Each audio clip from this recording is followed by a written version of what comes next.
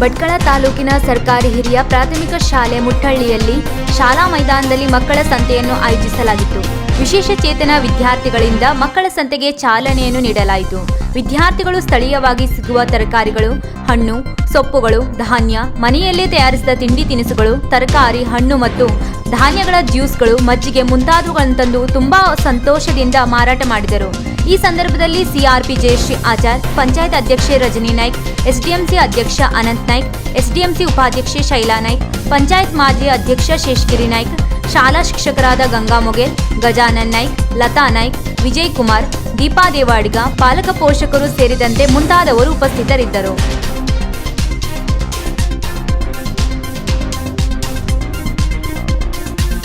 ಇಂದು ಮುಟ್ಟಳ್ಳಿ ಹಿರಿಯ ಪ್ರಾಥಮಿಕ ಶಾಲೆಯಲ್ಲಿ ಮಕ್ಕಳ ಸಂತೆ ಅನ್ನೋ ಒಂದು ಕಾರ್ಯಕ್ರಮವನ್ನು ಆಚರಿಸ್ತಿದ್ದೇವೆ.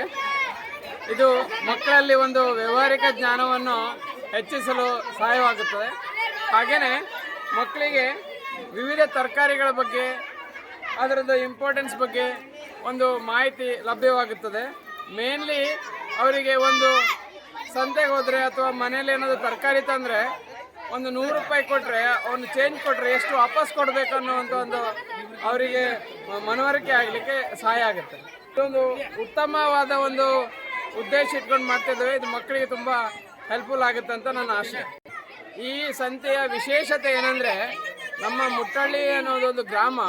ಈ ಗ್ರಾಮದಲ್ಲಿ ಹೆಚ್ಚಿನ ವಿದ್ಯಾರ್ಥಿಗಳು ರೈತಾಪಿ ಮನೆತನದಿಂದ ಬಂದಿದ್ದಾರೆ.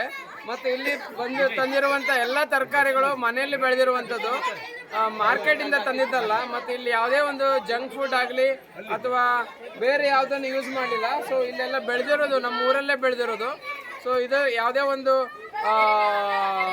ಪೆಸ್ಟಿಸೈಡ್ಸ್ ಅಥವಾ ಇದನ್ನು ಯೂಸ್ ಮಾಡದೆ ಸಾವಯವವಾಗಿ ಬೆಳೆಸುವಂಥ ಒಂದು ತರಕಾರಿ. ಸೊ ಎಲ್ಲ ಪಾಲಕರಲ್ಲಿ ವಿನಂತಿ ಏನಂದರೆ, ಬಂದು ಈ ಸಂತೆ ಒಂದು ಮಜಾ ತಗೊಳ್ಳಿ ಮತ್ತು ಎಲ್ಲವನ್ನು ಖಾಲಿ ಮಾಡಿ ಮಕ್ಕಳಿಗೆ ಹುರಿದುಂಬಿಸಿ ಅಂತ ಹೇಳ್ತೇನೆ. ಥ್ಯಾಂಕ್ ಯು. ವೀಕ್ಷಕ ಮಹಾಪ್ರಭುಗಳೇ, ನಮ್ಮ ಚಾನಲ್ ಅನ್ನು ಸಬ್ಸ್ಕ್ರೈಬ್ ಮಾಡಿ, ಶೇರ್ ಮಾಡಿ, ಪ್ರೋತ್ಸಾಹಿಸಿ.